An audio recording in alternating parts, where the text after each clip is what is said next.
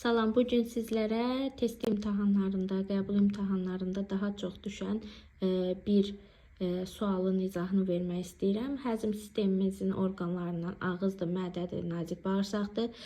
Ağzın mühiti zəif qələvi, mədəmiz tuş mühitdir, nazik bağırsağımız isə qələvi mühitdir.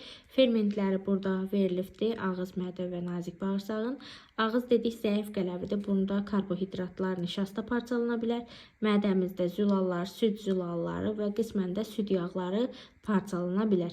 Nazik bağırsağımızda isə əsasən bütün qida maddələrinin parçalanması baş verir. Yəni karbohidratlar da parçalanır, zülallar da parçalanır, yağlar da parçalanır.